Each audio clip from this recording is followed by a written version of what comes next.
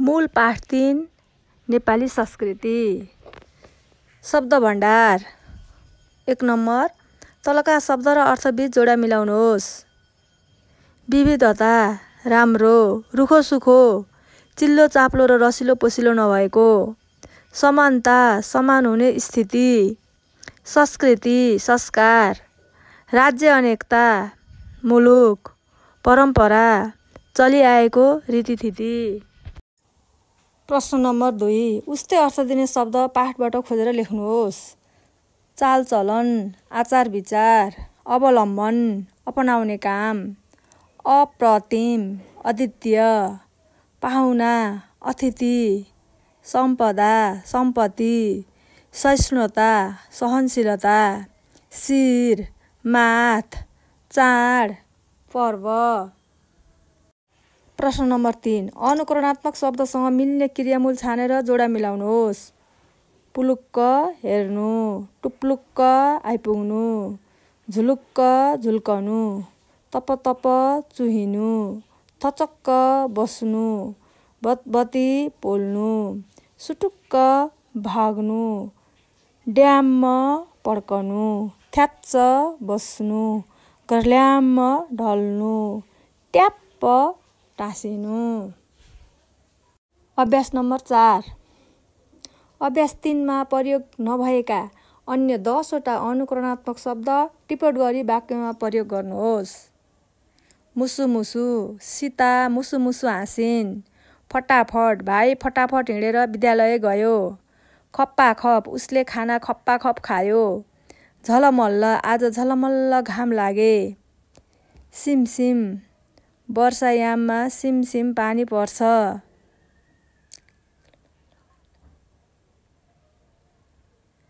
लटरम्म, बारीमा लटरम्म आँप फलेका छन्। टहटह, पूर्णिमाको दिन टहटह जुन लाग्छन्।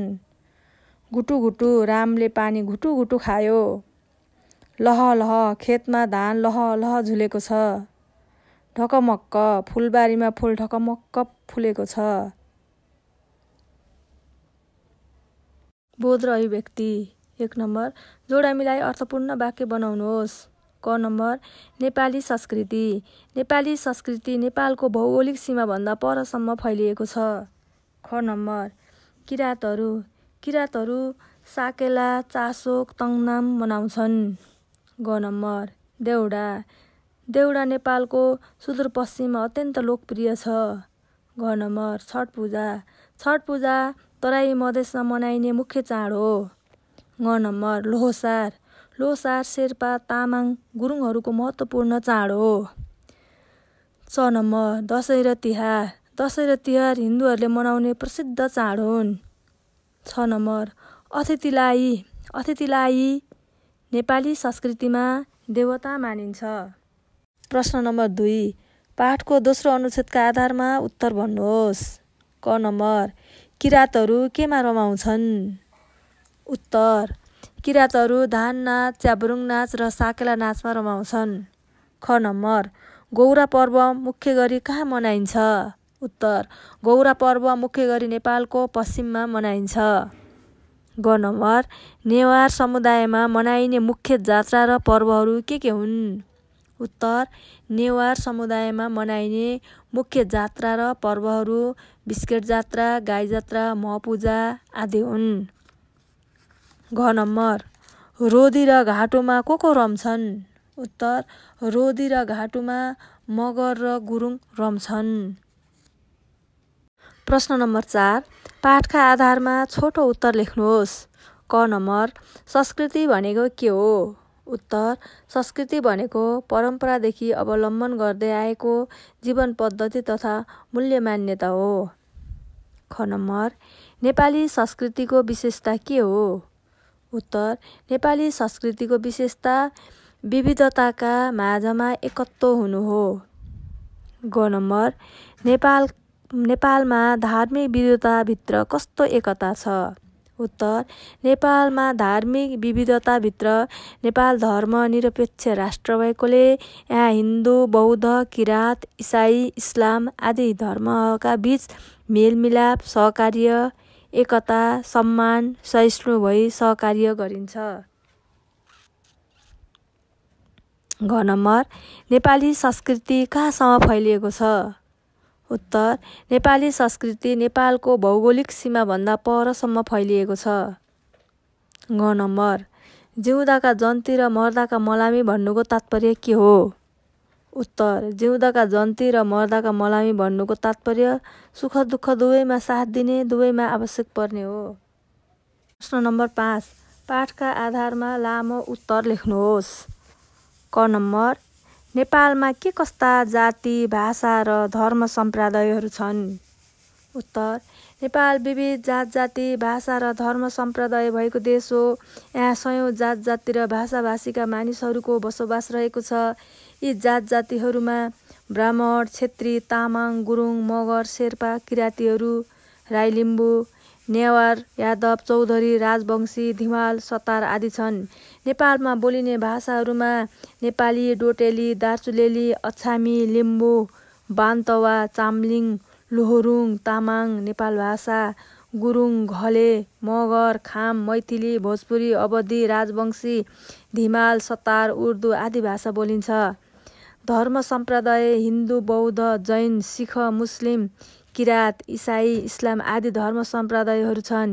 यी सबै सहिष्णु भई सहकार्य, मेलमिलाप र एकताको सन्देश दिँदै सहिष्णुताको भाव झल्काउँछन्।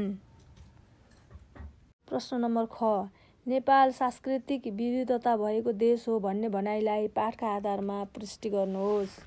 उत्तर, नेपाल विविध संस्कृतिको सुन्दर फुलबारी हो।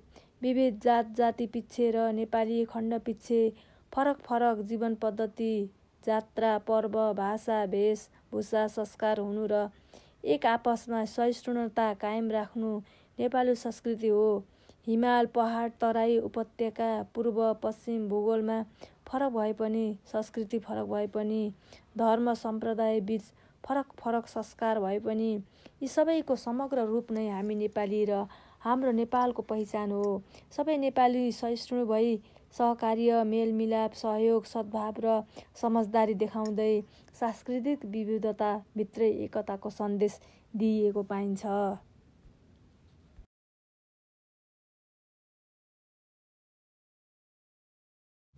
प्रश्न नम्बर 7, तपाईको समुदायमा वा परिवारमा मान्दै आएको कुनै एक चालचलनका बारेमा लेख्नुहोस्। तीज पर्व। मेरो समुदायमा मान्दै आएका चालचलनमध्ये तीज पर्व पनि एक हो। यो पर्व नेपाली हिन्दू महिलाहरूको विशेष रूपमा मनाउने एक महत्त्वपूर्ण धार्मिक तथा सांस्कृतिक पर्व हो। यो पर्व भाद्र महिनाको शुक्ल पक्षको द्वितीयको दिन दर खाएर तृतीय तिथिमा विवाहिता महिलाहरूले श्रीमानको दीर्घायु, सुख, समृद्धि तथा अविवाहिता महिलाले राम्रो वर पाउने कामना गर्दै शिवजीको व्रत बसेर मनाउने गरिन्छ। व्रत बस्ने दिन महिलाले दिनभर निराहार व्रत बस्छन्। कतिपयले पानी समेत नखाइकन व्रत बस्ने गर्छन्। रातो पहिरनमा सजिएर भजन, कीर्तन, नाच गरी शिव र पार्वतीको पूजा गर्छन्। पञ्चमीको दिन महिलाहरूले बिहानै नदी धारामा गई नुहाएर पाप मोचनका लागि ऋषिहरूको पूजा गरी शरीर पवित्र पार्ने विश्वास गरिन्छ। भाषिक संरचना र वर्ण विन्यास। 1 नम्बर अनुच्छेद मनमनै पढ्नुहोस् र रातो अक्षरमा लेखिएका शब्दहरू साथीलाई सुनाउनुहोस्। नयाँ कपडा लगाएका 7 जना मान्छेहरू बाटामा हिँडिरहेका थिए। उनीहरूले ठुलो बोरा बोकेका थिए। प्लास्टिकको त्यो बोरा टम्म बाँधिएको थियो। बोराभित्र पुराना कागजहरू थिए। मान्छेहरू ती सबै असल थिए। तिनीहरूले धेरै सामान बोकेका थिए। उनीहरूसँग सानो बाबु पनि थियो। थोरै पैसा र अलिकति चामल पनि थियो। फलामका टुक्रा हालेको ठुलो झोला पनि थियो। उनीहरूले आफ्नो सामान आफै बोकेका थिए। माथिको अनुच्छेदबाट तालिकामा मिल्ने शब्दहरू टिप्नुहोस्। कस्तो को उत्तरमा आउने शब्दहरू नयाँ, असल, पुरानो। कत्रोको उत्तरमा आउने शब्दहरू ठुलो, सानो।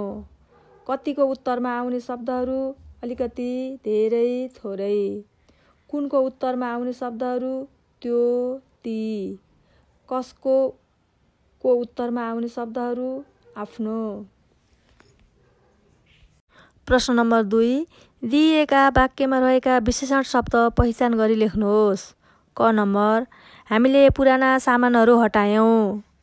पुराना। ख नम्बर, साथीहरू रसिला सुन्तला र ताजा स्याउ किन्दै थिए। रसिला, ताजा। ग नम्बर, कोशी नेपालको सबैभन्दा ठुलो नदी हो। ठुलो। ग नम्बर, भाइले नयाँ घडी लगाएको थियो। नयाँ। ग नम्बर, राम्रा लुगा लगाउन मन पराउने धेरै छन्। राम्रा। 4 नम्बर, तलका विशेषणलाई कति र कस्तो बुझाउने विशेषणमा छुट्याउनुहोस्।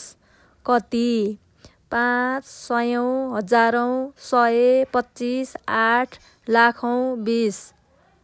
कस्तो, राम्रो, गुलियो, तितो, पिरो, टर्रो, मसिनो, पुरानो, अम्लो। प्रश्न नम्बर 5, तलका वाक्यमा लिङ्ग, वचन र आदर अनुसार विशेषण मिलाएर लेख्नुहोस्। क नम्बर, सानो छोरी घरमै बस्छे। सानी छोरी घरमै बस्छे। ख नम्बर, अग्ली केटाहरू भलिबल खेल्दैछन्। अग्ला केटाहरू भलिबल खेल्दैछन्। ग नम्बर, हाम्रो भान्जी र उनकी छोरी एउटै विद्यालयमा पढ्छन्। हाम्री भान्जी र उनकी छोरी एउटै विद्यालयमा पढ्छन्। घ नम्बर, राम्रो विद्यार्थी बोलीबाटै चिनिन्छन्। राम्रो विद्यार्थी बोलीबाटै चिनिन्छ। प्रश्न नम्बर 6, पाठको अन्तिम अनुच्छेद पढ्नुहोस् र सुरु, बीच र अन्त्यमा ह्रस्व उकार लागेका शब्दहरू लेख्नुहोस्। सुरु, खुवाई, टुङ्ना, मुरली, रुखो। बीच, पाहुना, मारुनी, च्याब्रुङ, पुलपुलेसा। अन्त्यमा डम्फु। प्रश्न नम्बर 7, तलका शब्द शुद्ध गरी लेख्नुहोस्। बुद्धि, दुःख, सुख, कुमारी, जीव, आयु, वायु, कुखुरो, मनुष्य, गुलेली, घुँडा, चुचुरो, छुर्पी, जुत्ता, दुलो, ठुलो, मुला, लुगा, नमुना, मुजुर, सिपालु। सिर्जना परियोजना।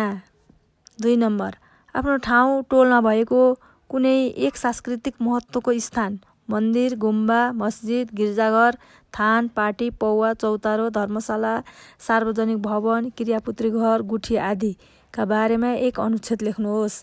यसमा मन्दिरको बारेमा लेखिएको छ। पशुपतिनाथ मन्दिर नेपालको काठमाडौँ उपत्यकामा रहेको एक प्रसिद्ध मन्दिर हो। यो मन्दिर भगवान शिवको प्रमुख मन्दिर हो र बागमती नदीको किनारमा स्थित छ। यो मन्दिर धेरै पुरानो र ऐतिहासिक मानिन्छ, जहाँ नेपालका साथै भारत लगायत अन्य देशबाट पनि भक्तजन दर्शन गर्न आउँछन्।